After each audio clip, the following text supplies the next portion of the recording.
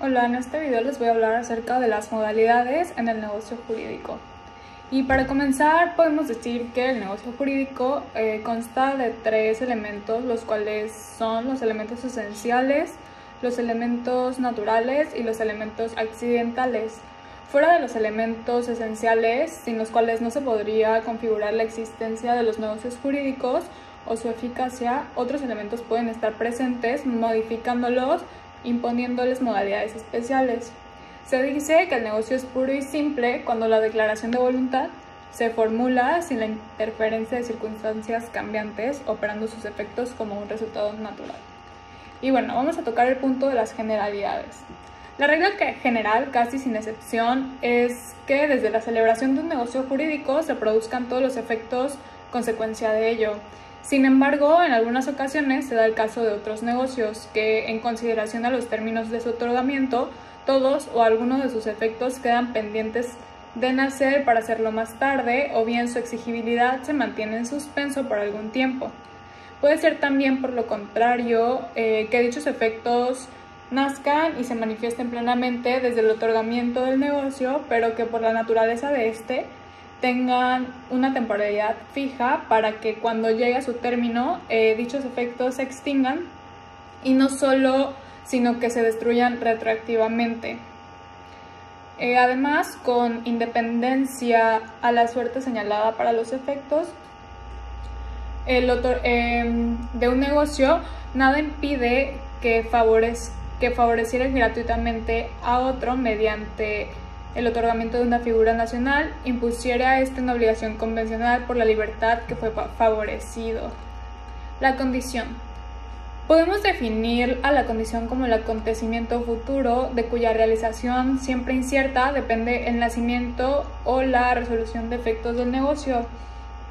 El concepto legal de condición está señalado en nuestro Código Civil, según el cual la obligación es condicional cuando su existencia o su resolución dependen de un acontecimiento futuro e incierto.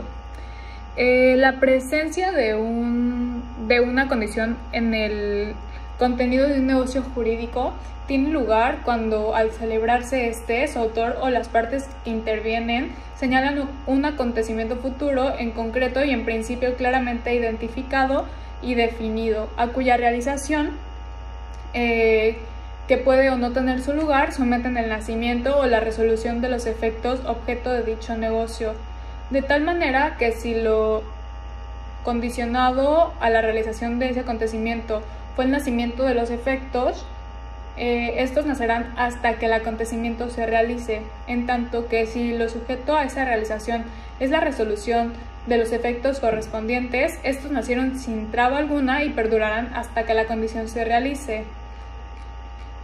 Condición suspensiva y condición resolutoria y su respectiva operatividad. El concepto general de la condición comprende de dos especies principales, que son la suspensiva y la resolutoria. La condición suspensiva es el acontecimiento futuro de cuya realización, siempre incierta, depende del nacimiento de los efectos del negocio.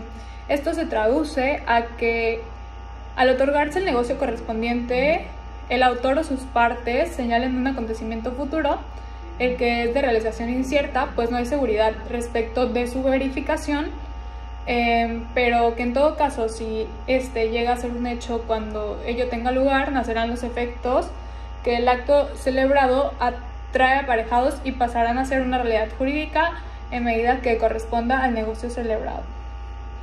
La condición resolutoria. La esencia de esta condición también forma parte de la definición de la condición en general. Se trata de un acontecimiento futuro de cuya realización, siempre incierta, depende de la resolución de los efectos del acto. Como podemos observar, la dinámica de la condición resolutoria es exactamente la contraria a la condición suspensiva. En esta, los efectos del acto sujeto a la misma no nacen sino hasta la realización de aquella, es decir, que su nacimiento está suspenso desde la celebración del negocio, y esta situación se mantiene mientras la condición de esta no se realiza. En la condición resolutoria, los efectos del acto nacen y se mantienen en plenitud, como si se tratase de un negocio puro y simple, pero solo mientras el acontecimiento no se realiza. Cuando dicho acontecimiento tiene lugar, esos efectos, además de llegar a su terminación, se destruyen retroactivamente. Hay 3 especies de condición, las cuales son la condición potestativa, la casual y mixta, la condición positiva y la negativa, y la condición imposible y la condición ilícita. La condición potestativa, la casual y la mixta también se les llama voluntarias y es de la que depende solo la voluntad de una de las partes. La segunda, que es la condición positiva y la negativa, cuando la condición señalada implica un hecho que llegara a pasar, estaremos ante una condición positiva. En cambio, si dicho acontecimiento consiste en algo que no suceda, ello se traduce a una condición negativa. La condición imposible y la condición ilícita. Las condiciones imposibles anulan la obligación en los términos del artículo que se señala en nuestro código, y la condición ilícita es aquella que, conforme a las leyes de orden público y a las buenas costumbres, es contraria a la ley del orden público y anula la obligación también según lo que dispone nuestro código. El concepto del término.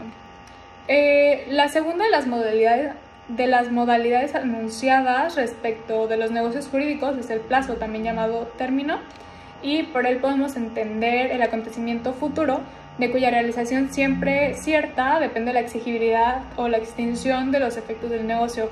La presentación y consideración de esta figura debe iniciarse con el señalamiento de las posiciones que doctrinalmente se han adoptado a propósito de su denominación adecuada, pues hay quien afirma debe ser llamado plazo y hay quien opta por término, y una tercera postura identifican ambos conceptos por suponer que son sinónimos. Existe el término suspensivo y término extintivo. Podemos considerar que el primero, como el acontecimiento futuro de cuya realización siempre es cierta, tendrá lugar indefectiblemente y depende de la exigibilidad de los efectos del negocio, y el término extintivo es el acontecimiento futuro de cuya realización siempre es cierta, depende de la extinción de dichos actos. El término y condición, coincidencias y diferencias. Y bueno, además de la presentación de la misma, de una y de otra de las modalidades ya señaladas, se desprende en primer lugar que la condición, particularmente la suspensiva, suspende el nacimiento mismo de la obligación, y el término suspensivo hace lo propio con la exigibilidad de dicha relación. La operatividad. El plazo se entiende siempre señalado a favor del deudor, salvo lo pactado o circunstancial en contrario. Así se establece en nuestro código.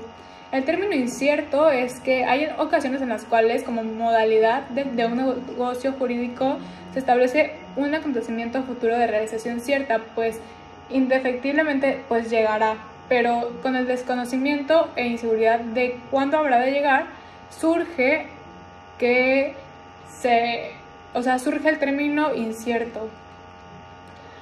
Un ejemplo de esta modalidad es el fallecimiento de una persona y se ignora cuándo va a llegar el día de su fallecimiento. El modo. El modo, también llamado carga, puede definirse precisamente como la carga que el autor de una liberalidad impone al beneficio de otra. Sus características es que consiste en una carga, es una carga accesoria, es una carga impuesta en negocios jurídicos que entrarían una liberalidad. La carga es impuesta por el autor de la liberalidad y la carga se impone al agraciado con la liberalidad. Algunas manifestaciones legislativas. Y bueno, en el Código Civil no tiene regulación expresa del modo, sin embargo de su texto se pueden obtener varias manifestaciones del mismo. Y la posibilidad legal de su cumplimiento y de exigirlo.